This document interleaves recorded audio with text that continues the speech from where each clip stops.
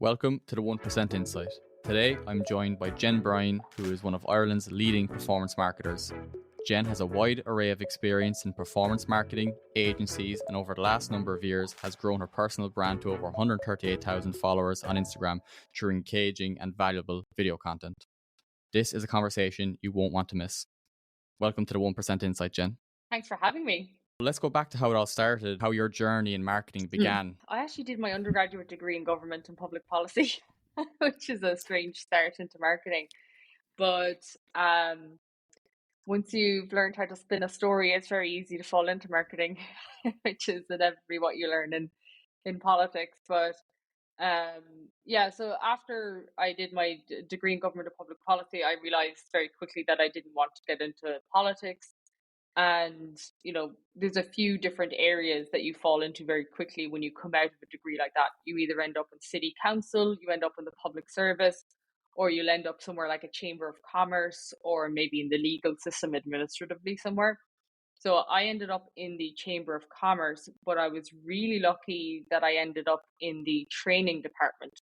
And the reason being is that at the time, this is around kind of maybe 2016, 2017, digital marketing was really starting to take off. I think we were a few years behind the curve compared to the States and other countries. So smaller Irish companies were just starting to pick up on the wave of really getting out there in terms of marketing. And a lot of the training courses that the chamber was providing at the time were marketing courses.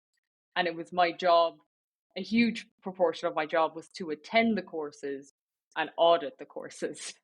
So I inevitably, by virtue of my job, ended up just sitting through a ton of marketing lectures, talks, courses, kind of a lot of QQI certs and things like that. And towards the end of that, I decided that I would like to pursue my master's degree in that. So I went back to college. I did my master's degree in the evening. I joined a digital marketing agency, which at the time was called Click Media Marketing, which is now 3v1. And it must have been 12-hour days into marketing from the get-go, because I was doing 9 to 5 in Click at the time. I'll continue to call them 3v1 now, but I keep forgetting.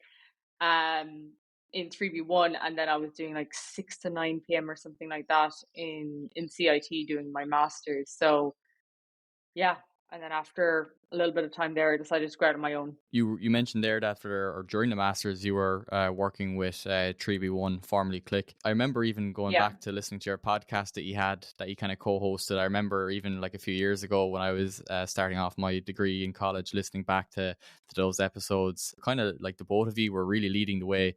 In terms of Ireland, I didn't see anyone else really talking about digital marketing in that area. Was it the Digital Marketing Scoop you had? Was that the name of the podcast you kind of started off? Yeah. How did that kind of go? Because you were obviously very early to the podcast game back then.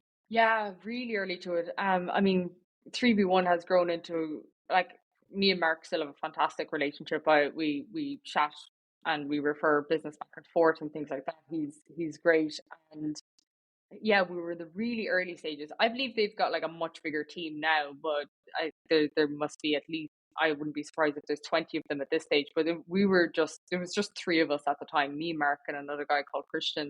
And there was a couple of extra people kind of that were contractors, I guess you'd call them. The team was just starting to be built out, and with a small space out in Douglas, and we turned one of the rooms into kind of like a podcast area.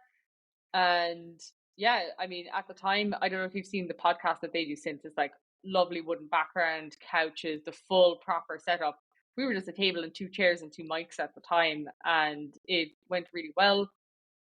It was interesting because even I remember one evening myself and Mark went out for dinner, and the waiter was doing a marketing degree and was like, "Oh my God, I know the 2 of you." And it was the first time that we were like, wow, okay, people actually really listen to it. And we had great numbers at the time because we were the early ones. We were in the door early on. And it's interesting, the doors that podcast opened for me from the perspective of when it must have been towards the end, maybe episode 40 something, but I interviewed a guy called Shane McCarthy, who's the chief marketing officer in a company called Sandbox in the US, and interviewed him. Great, thought nothing more of it. And a year later, it was actually Craig, my business partner now, that reached out to me and said, I'd love for you to record some videos. And I was through the jigs and the reels, I realized that Craig had started following me just after I interviewed Shane, because he was the chief product officer in Sandbox at the time.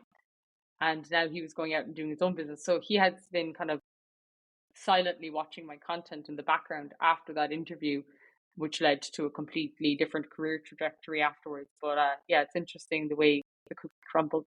After Click, I believe you started up JDigital, your kind of first kind of out on your own marketing agency before obviously joining up with your current team at Velocity Growth. So like, how did you find that process? Because I guess a lot of the people listening might be very early in their marketing career, might be agency owners, or kind of working in the service-based industry when it comes to marketing.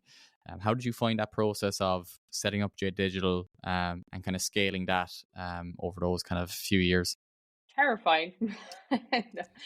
But no, it was the worst timing and the best timing. I had handed in my notice very close to COVID, if not just like the couple of weeks around COVID. So the panic kind of set in, but in the same breath, it couldn't have been it couldn't have been a better time to do that, because in the same breath, everyone suddenly had to get online. So there was this panic: what am I doing?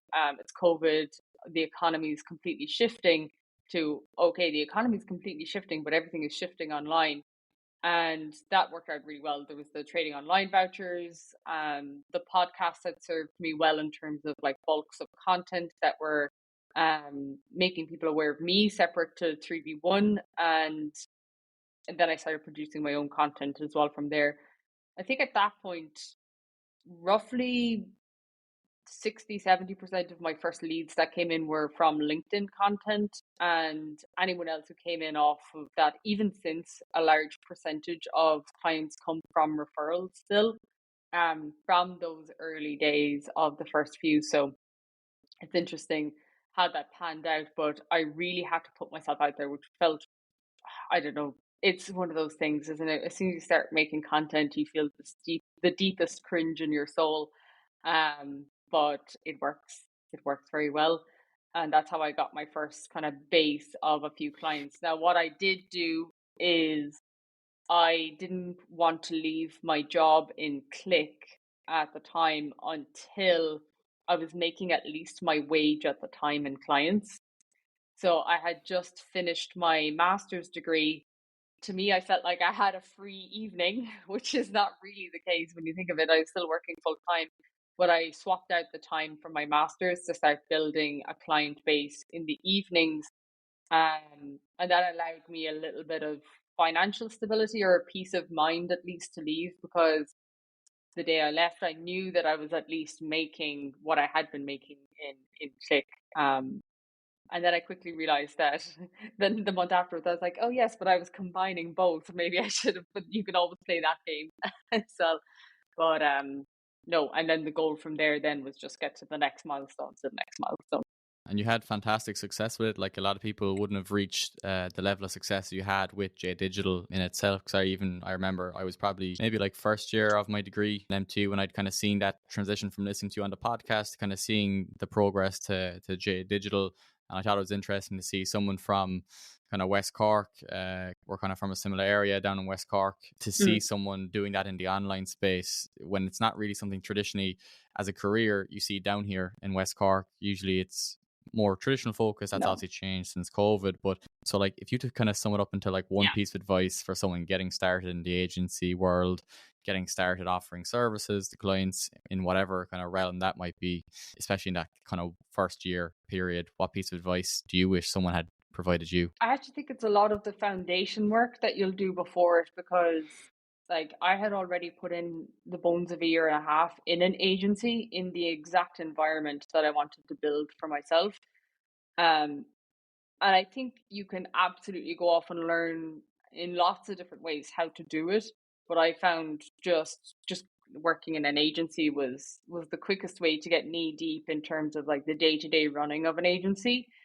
So that was really, really helpful, and I'd recommend doing something like that or doing something similar to that. I think it's not dangerous, but it can be difficult for sure to just set up an agency without knowing the jigs and the reels around, client communications, the typical tool sets that are used and all of that. And you could research all of it in the same breath, don't get me wrong, but a lot of people kind of struggle with that approach over just kind of getting the practical experience in.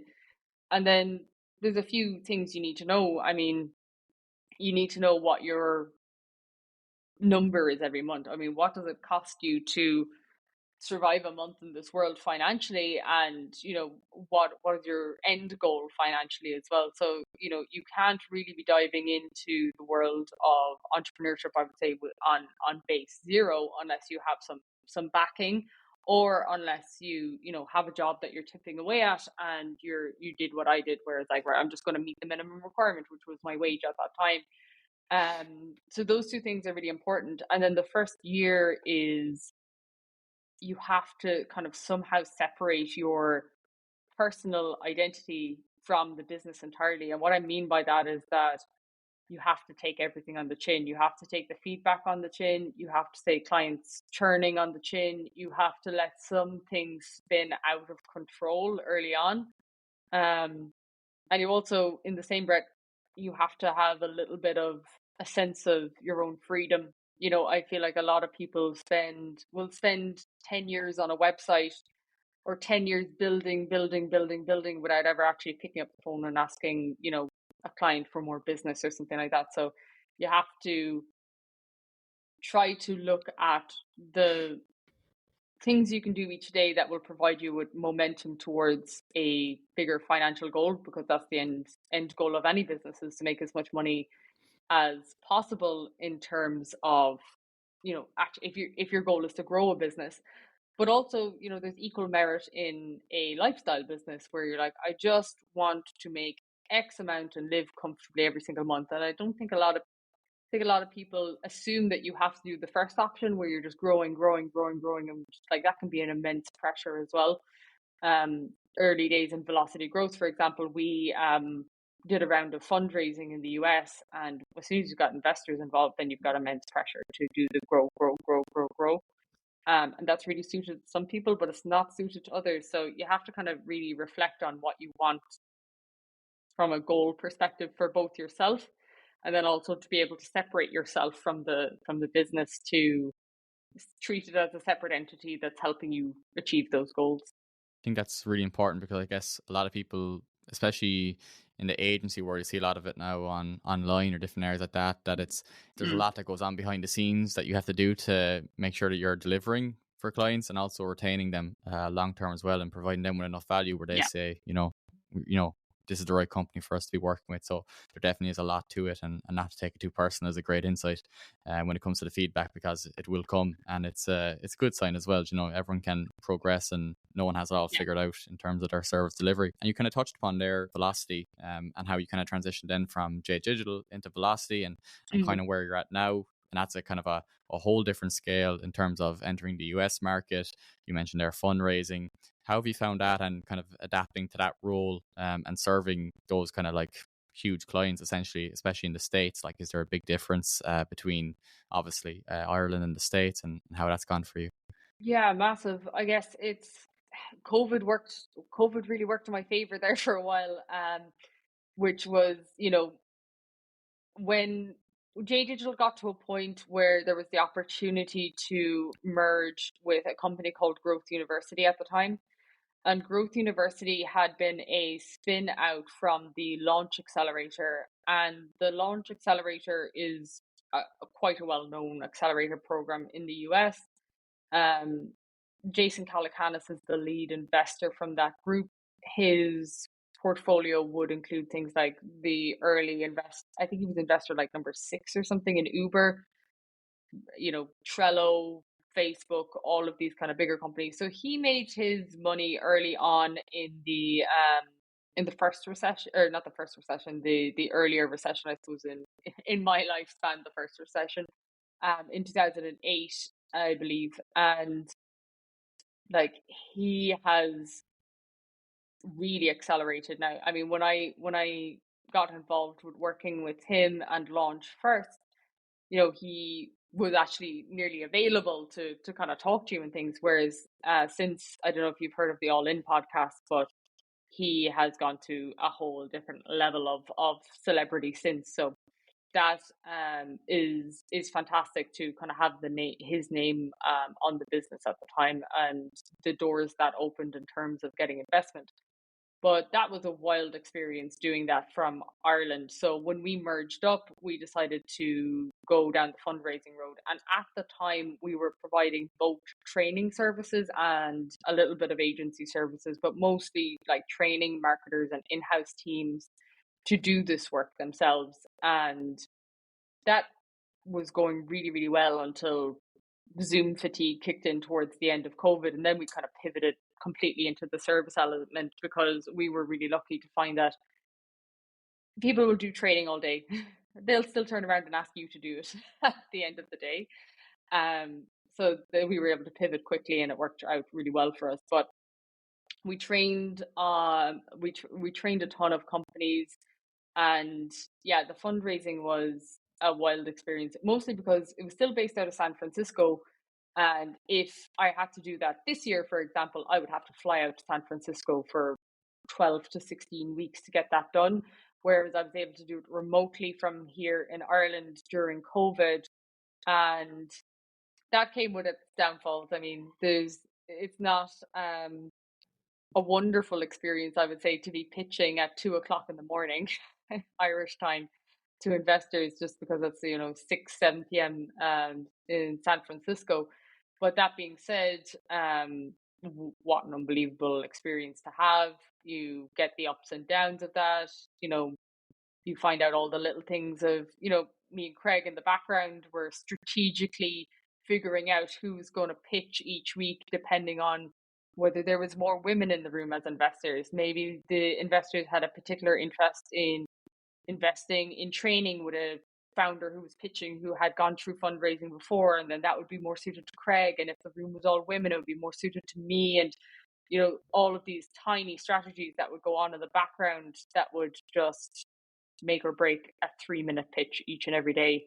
But we ended up raising, I think, close to $1.5 million at the time. So it worked out well for us. A lot of challenges, a lot of learnings. With any career or business, it's going to have challenges. And this kind of whole podcast is looking at those 1% insights, those 1% differences that you make or that you take on board to essentially keep moving forward and keep progressing. If you'd kind of sum up like that whole kind of learning experience, or even taking from your experience at previous roles as well, to navigate challenges that inevitably come with marketing, because it changes so often, you always have to kind of pivot and adapt. What 1% insight or 1% difference did you kind of take from that and apply? There's a few different things. One, I think the main thing is that I would have always kind of described myself as somewhat shy. I was kind of always inside a shell rather than outside a shell, and that is absolutely fine. And you can be that person and build a great business, and you don't have to scream and shout from the rooftops. You don't have to be a massive extrovert to do any of those things.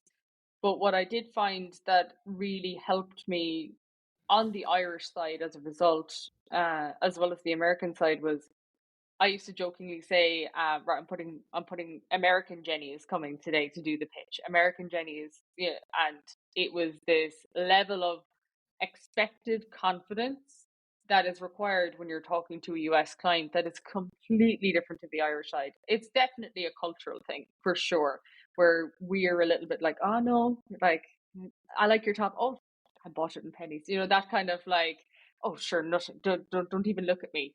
And that's a very Irish thing to do. But in America, if you do that, if you show any sign of that whatsoever, you're completely disregarded from the get go. There's no moving forward from that point. It is a first impression that does not land well at all.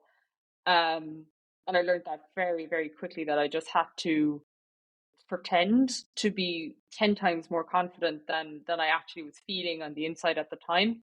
But that really served me well in terms of getting in front of camera, in terms of like talking to clients and not, stumbling over myself and just being like, look, this is what it is. And marketing is a very difficult area to do that in, because you can't make predictions. You can't tell someone that this is definitely going to work out as a result of your marketing, because there's so many other areas to the business as well. Like marketing can't fix crap customer service. Marketing can't fix a lot of problems that people think is going to help them grow their business.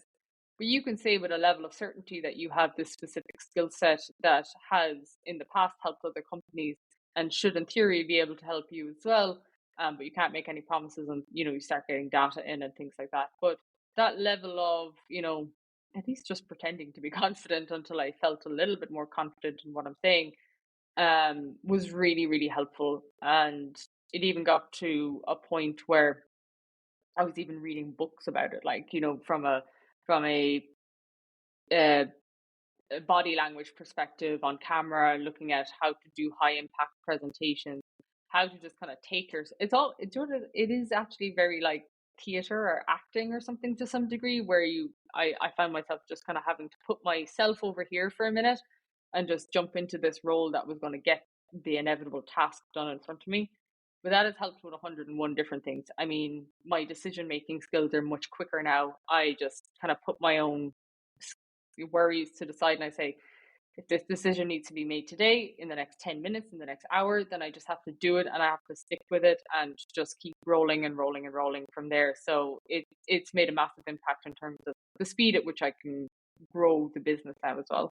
It's a fantastic journey you've had in a career, and your skills speak for themselves in terms of the results you've generated from performance marketing for clients, but also now recently into content creation. So tell our listeners a little bit about what you're seeing working well right now across your client base, in terms of performance marketing, and then maybe getting into the insights that you've been developing over the last kind of couple of years in terms of content creation and how you've kind of achieved those huge numbers. Yeah, I'll start with the performance marketing side first. Performance marketing is, I suppose, the easiest way to describe it to people is where it's the style of marketing where you put a dollar or euro in and you're trying to get money back out of the system. It's like I don't want to say a slot machine because that sounds like it's touch and go. But it's where you're putting money into an advertising system, hoping to get money back out in the form of sales or business growth. And it works very well, depending on your business type. Some businesses aren't suited to paid advertising, and that's fine. What you'll find is you've got the two major types of paid advertising. So you've got your search engine advertising, which is, you Google something and the ads that come up at the top. That's one example of paid advertising. And then the other is, the ads that you see as you scroll around social media platforms. So the social media advertising, and then there's search engine advertising. And the main difference between the two is, on social media, you're putting an advert in front of someone you think might like what you are selling or offering. And then on the search engine side, you're putting an advert in front of people who are actively seeking it out. So the search engine marketing 9 times out of 10 works particularly well, because someone is already seeking out what you do and you're putting the perfect message in front of them and they click through and they become a customer, ideally, is the scenario there. But it depends on the problem solution fit. So how I tell clients to think about it is, if you have a known solution to a known problem, then people search for that, and search engine marketing is a fantastic opportunity there. If you are a brand new solution, you've come up with a great idea to solve a problem, but people don't know that that solution exists, then sometimes social media marketing is going to be more beneficial to you because someone doesn't know to search it. And then if you've made up a problem and you've made up a solution for it, that's still up to you, because that's where I'll draw the line in terms of being able to help, because that's where things get very difficult. Uber is a fantastic example of a new solution to a known problem, where they came up with a new way to get taxis in front of you. You downloaded this app. They probably would have done better with social advertising first. Whereas, your local plumber is a great example of a known solution to a known problem. And, they haven't reinvented the wheel. Maybe they have some unique selling points that make them better than the other plumbers in the area, but they're still a known solution to a known problem. So it largely depends, and sometimes it's a blend of both, on the type of problem solution which is going to work best for you. The advertising platforms have significantly changed though over the last year or so, in particular with the advent of AI. So, you go into Google Ads and it'll ask you to auto generate a lot of information now. Same with Facebook, same with Instagram, all of these different advertising platforms. So at the moment, it's about finding the right blend of control versus leniency with the algorithms, because the algorithms have gotten really, really, really good. I think long gone are the days where you have to really think about the strategic structure of the perfect audience that you're putting in. It actually is largely based on the creative at this point. So once upon a time, we could do a huge amount of revenue for clients by, strategically putting in the perfect person that we were going to target, and the creative didn't have to be perfect. Now it's the opposite way around, where, the algorithm will figure out who's the best person to put that creative in front of. So your creative has to speak perfectly to what you were physically typing in before. So the creative piece on the advertising platforms is now the 60-70% of the problem, whereas before, targeting and making sure all of that piece was done was the problem previously. So that has kind of flipped on its head, and it's largely come about as a result of the organic structures changing as well, which is where the organic. I was really happy that I really lent into learning more about it at the time when I started growing. So in May of last year, I decided to do. I was doing at the time I was planning on doing 100 days straight. I think I ended up doing 150 something, but I did a video every single morning for 100 days to try grow to 10,000 followers. Instead, I grew to 100,000, which was a nice bump up at the time. But I wanted to learn everything there was to know about creating great content. And there's lots of little things I've taken away from that. You start your video with a hook, you point out the problem, you dip to the solution, and you ideally dip to the solution after the 50% mark in terms of the length of time of the video. The reason being is that you want your retention longer than 50%. And then you add a call to action, which is ideally an engagement of some form, save it, comment, do something, so that you are hitting all of these different points in the head that indicate to Instagram that, or TikTok or wherever, that piece of content is valuable.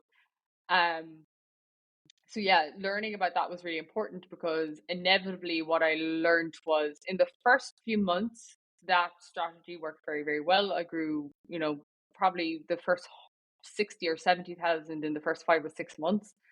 And that worked fine. That process worked fine. I got a bulk of followers. The same was true kind of for the second 6 months.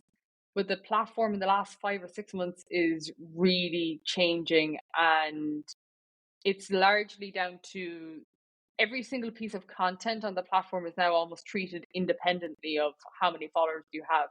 It is completely down to the performance of each independent video. If I went off, so all of my videos about our AI marketing, that kind of bubble of content. But if I created a video tomorrow about something completely different, there is still a chance that it will do well, because vast majority of the views on a reel at this point are not people who follow you. And that's all well and good, but it falls back on this new type of marketing in content that's interest based. It's not follower based. You no longer go to your feed and you see content.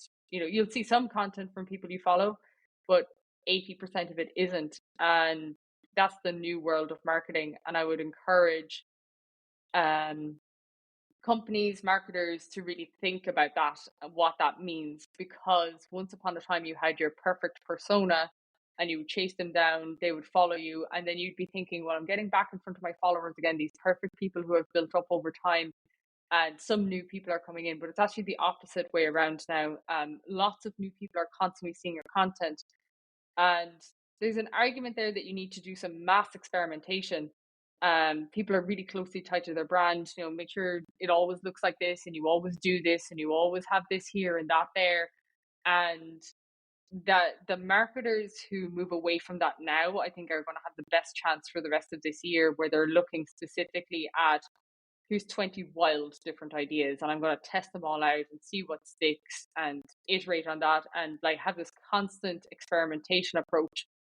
They're going to do better. In fact, I think yesterday and it was yesterday and today were the first 2 days of my recording of content that is like completely different. We've already gone through the briefing with the editor where I was like, you're going to see a lot of strange things come through over the next while. All along my videos are very structured. There's an exact flow to them, and I can just see the shift, and I'm trying to move as quickly as I can with it. But it'll be telling over the next few months in terms of how well that performs. But yeah, people need to start moving quicker against experimentation in the feed, because figuring out something that works, it's really easy to keep doing that, but you'll only ever stay at that level. You have to keep it. You have to have at least 10 different things that you fall back on that are working at any given time. At the moment, I probably have 2, which is chronically low, and that won't fare me well for the next year of growth. So that's the biggest learning I have over the last few months. And the same is true whether it's paid advertising or whether it's content marketing. The piece of content in of itself is the golden nugget. It's no longer the strategy behind it as much as it was before, because AI and the algorithms have gotten so good at doing that piece for you that you can just throw a piece of content out into the world, be it in a paid advertising platform or on Instagram. You could have 20 followers and it could go completely viral. It doesn't, the follower count and all of these metrics that we would have looked at before don't merit anything in terms of growth moving forward. I was recently listening to Day Trading Attention by Gary Vaynerchuk, his recent book, and basically, obviously, he's fantastic at keeping up to date on these algorithm changes and looking at like strategic organic content, and he has all these different phrases that his team have kind of internalized and that they're kind of putting out there now. But it speaks on that in terms of like the experimentation. It's going to change again in 3 months. Even I see now myself with the social media platforms for clients like Instagram and Facebook. I noticed, especially this year, more so Instagram, are changing so much, like in terms of features, how it looks, how AI is going into the platform itself. Like I even saw a new feature that they're testing out. I haven't got it myself now, probably come out in the US first, but they're going to start like a testing reels. I don't know if you saw it, but it came out in the last kind of few days, like where essentially you'll be able to post a piece of content and it'll go to non-followers, and that will feed into the whole experimentation. So I think there's a whole kind of thing in that where you can test the content beforehand, which will be an interesting one for the platform, because will people just keep testing and testing and testing until eventually everything's a successful piece of content on their feed, which will be an interesting dynamic to look at going forward.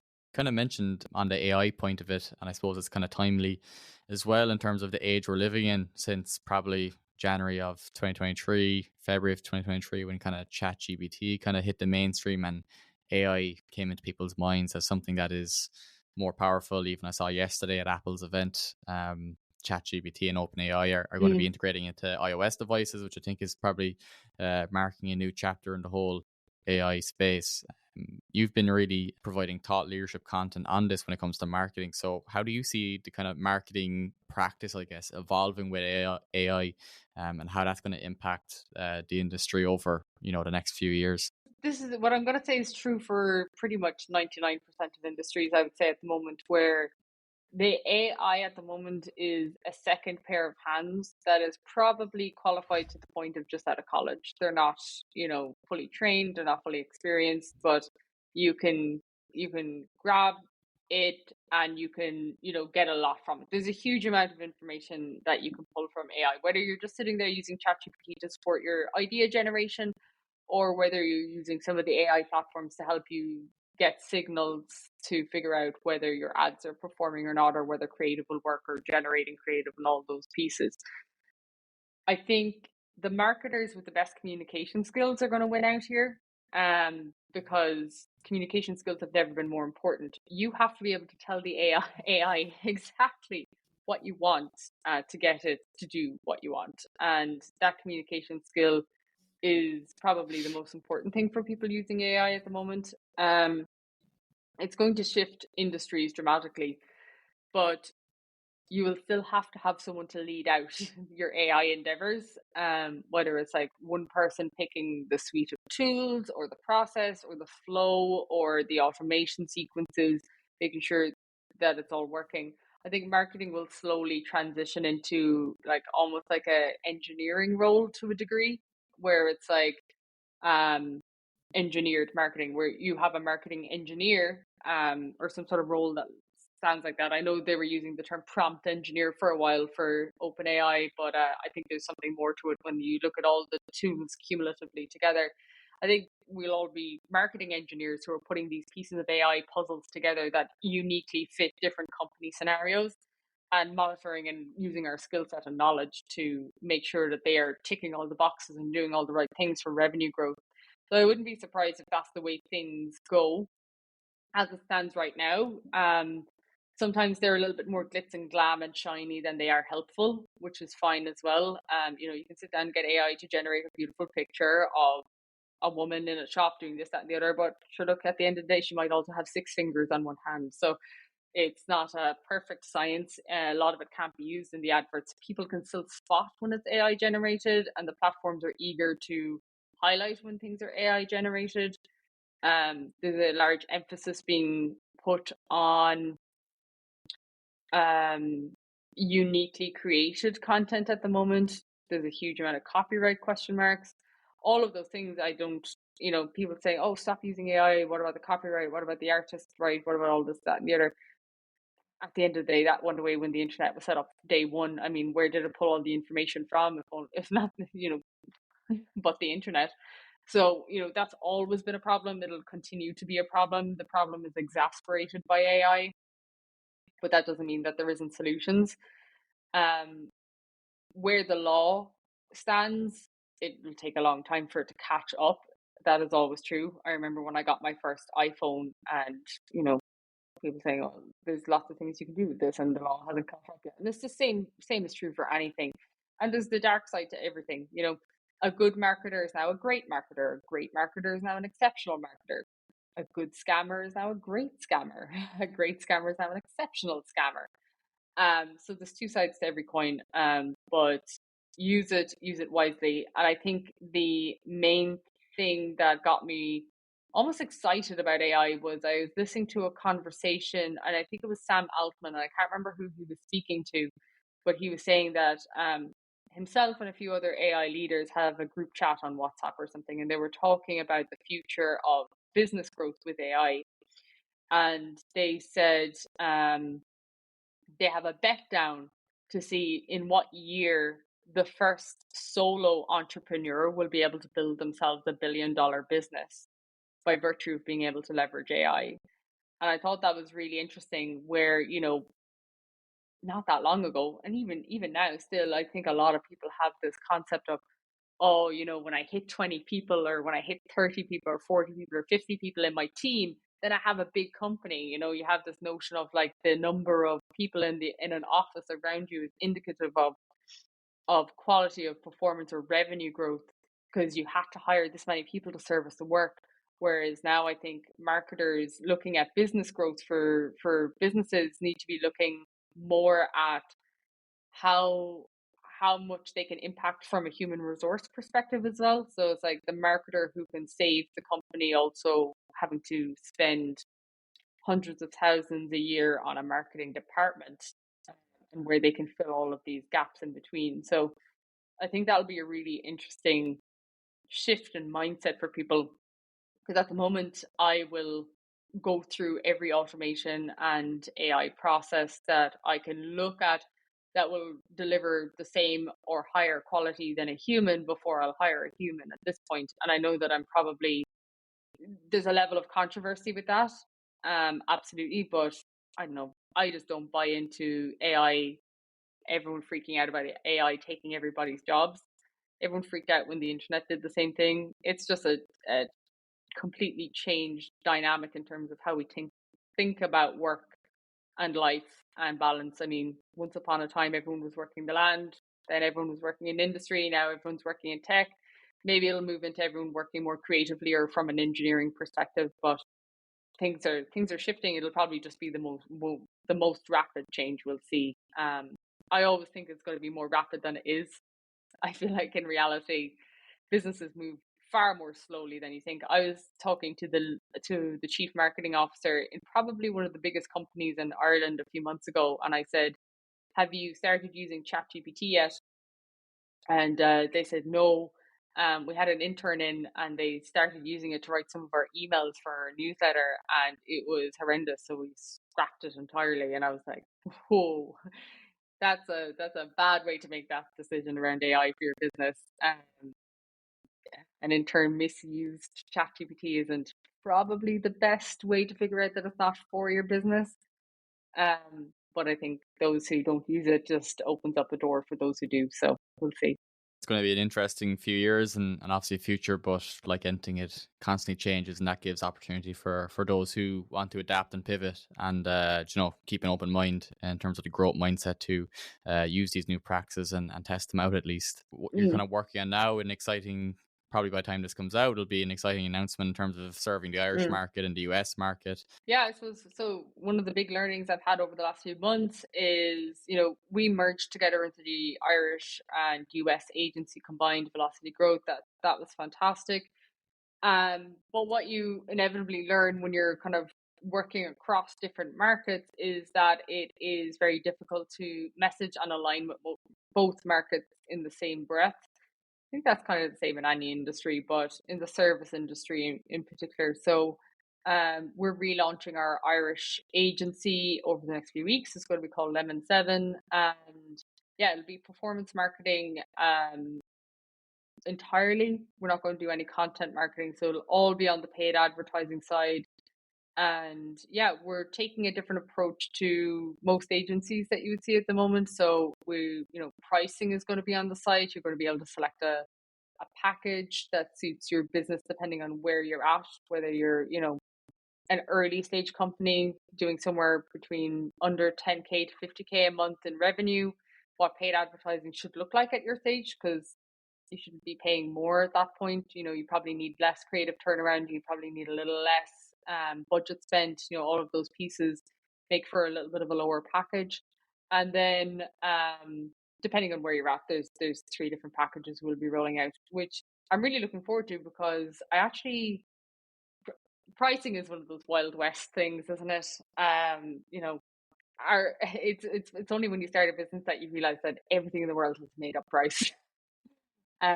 But really strategically reflecting back on the processes, the AI tools that we've put in place, looking where we have a marketing expert-led approach versus an AI versus a blended, and figuring out what that pricing we think should look like for people.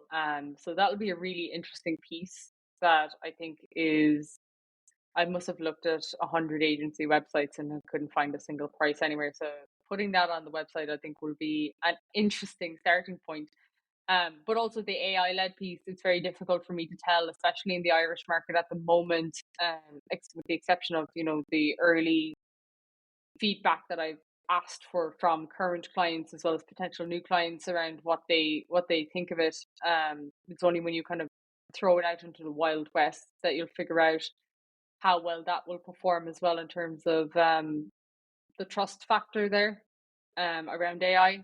Because I wouldn't trust an agency that was just using all of AI. You need to have kind of that blended approach at the moment. So making sure we nail that messaging down right and stuff. So yeah, it's an exciting time though. These are all the background worries of launching a business, isn't it? 100%. No, it is a totally exciting time, and I wish you and the Velocity and 11/7 team the best luck into the Irish market. I'm sure a lot of people are going to be really happy with the results if there's anything from the previous work that you've done. So definitely check out Lemon 7 if you're an Irish person looking for paid advertising over the coming months. What is the one piece of advice you would share with companies based on your experience who are looking to grow in 2024 in a kind of a marketing sense? Throw all the spaghetti on the wall, no matter how big you are. So, if you're starting something new, it makes complete sense to, try out lots of different content, add ideas, creativity. It makes sense to sit down with a big A3 sheet and a packet of markers and figure out tons of different ideas. But, it's all of those companies that have to do that right now that are going to win out over the next kind of year or two in terms of content, in terms of paid advertising.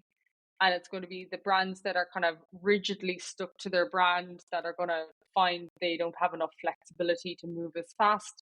I think with the advent of AI in particular, we're moving more and more into an economy and a market where companies don't necessarily need to be large groups of people like they once were. You know, I wouldn't be surprised if the freelance market really, really picks up.